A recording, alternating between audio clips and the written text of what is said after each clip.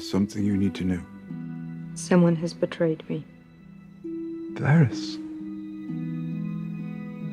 He knows the truth about John.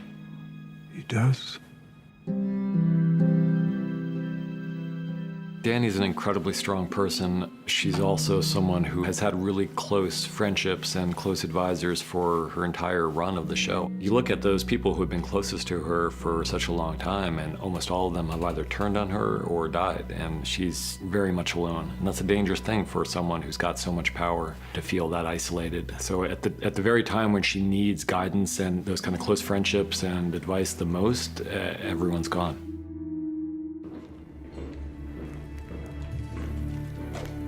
I think that Varys knew that it was unlikely that he would survive the attempt to overthrow Dany in favor of Jon. And he also knew that ethically, in his mind, had no choice but to try to do that anyway. It was me. Goodbye, old friend.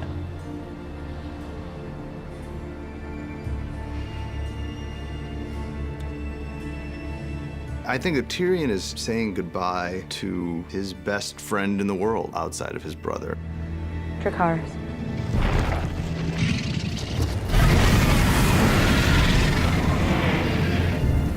And the amount of guilt that he feels over being the cause for his best friend's imminent death, it's hard to really get your head around. I don't have love here. I only have fear. You will always be my queen. Jon Snow is someone that she's fallen in love with, and as far as she's concerned, by this point, Jon has betrayed her by telling people about his true identity, and also the fact that he's unable to return her affections at this point. All right, then.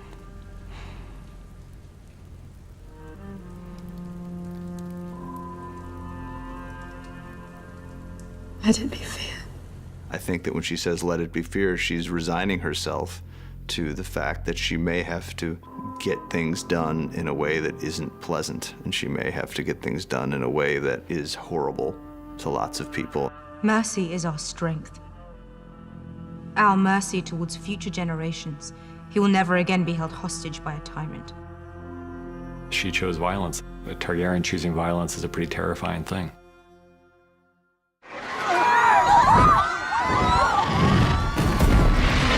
Even when you look back to season 1, when Khal Drogo gives the Golden Crown to Viserys, and her reaction on watching her brother's head melted off. He was no dragon.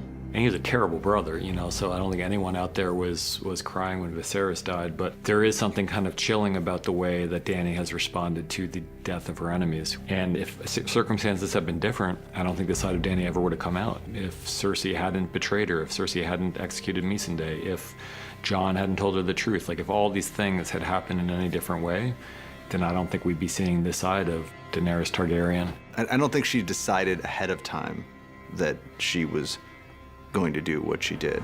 And then she sees the Red Keep, which is to her the home that her family built when they first came over to this country 300 years ago. It's in that moment on the walls of King's Landing when she's looking at that symbol of everything that was taken from her, when she makes the decision to make this personal.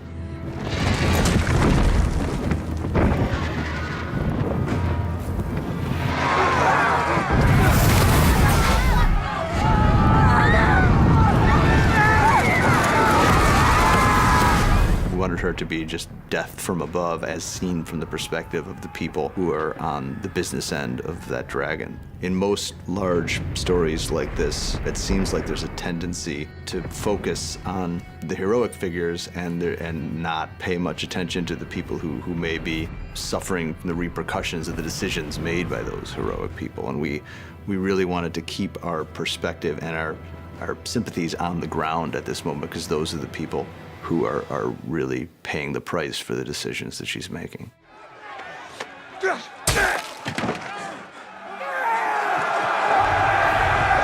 I think that Jon is also in a kind of denial. At first, the siege is a war. Soldiers killing soldiers. That's what war is. I think Jon is someone who's always been a very good soldier, who's never enjoyed being a soldier. He's been trained as a fighter from the time he was a little boy. And he's quite good at it. He's quite good at leading men into battle, and he also hates it. I think for him, it's all starts out seeming like it's gonna work out, and then it turns into a nightmare. When she takes off and starts burning the city, the Unsullied on the ground and the Northmen on the ground take that as their cue that it's a moral free-for-all. The good guys are behaving like the bad guys, and the bad guys in this shot are the ones who are doing all of these horrific things around him, who are his own men. The moral lines that he's drawn for himself in his own life, you can't be maintained for everyone in all situations.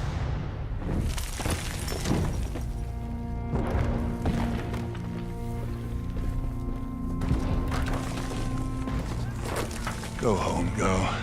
It's a small scene, but it's also for us one of the most important scenes in the whole episode because it's the culmination of their story together. And you'll be dead too if you don't get out of here. I'm going to kill her. The road to vengeance always ends in one place, which is what the Hound is saying to her here. I've made my choice a long time ago, and this could only end in one possible way for me. But for you, you have so many other options. Look at me! You want to be like me? The Hound has genuinely come to have affection for Arya. I think he loves her as much as he's capable of loving someone. And he knows that if she comes with him at this point, she's not going to make it out of there. Sandor. Thank you.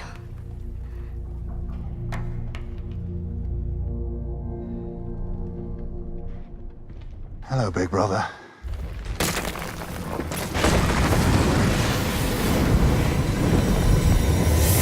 We've always wanted to see these two face off again, and they finally did. It struck us that it would be kind of apocalyptically beautiful to see them fighting on this stairway to nowhere, with the sky in the background and the dragon flying by and the flames everywhere. We knew that these two were going to die together at each other's hands, and we knew that the Hound's death had to be a death by fire. So the one thing stronger in the Hound than his fear of fire is his hatred of the person who put that fear there in the first place.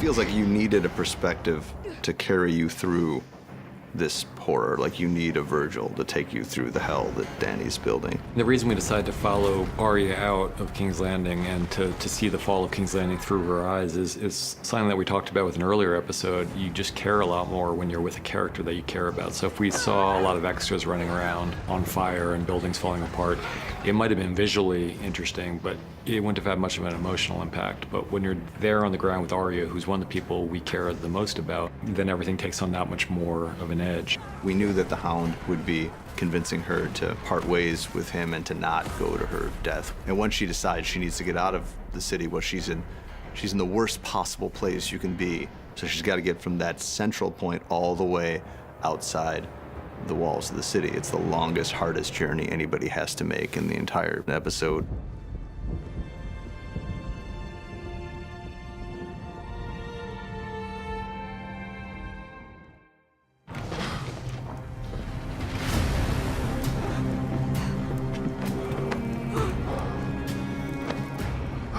You know, there's a scene several years ago where Jaime and Bronn are talking about how they want to go, and Jaime's talking about dying in the arms of the woman he loves. And this is it. I think he knows that they belong together, that they came into this world together, that they need to go out of this world together.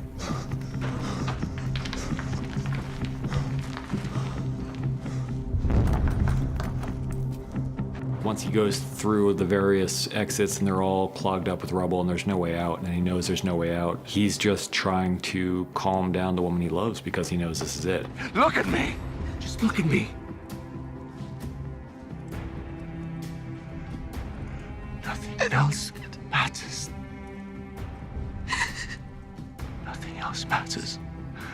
Only us. I think Jaime, by the end of episode 5, has come to terms with who he really is.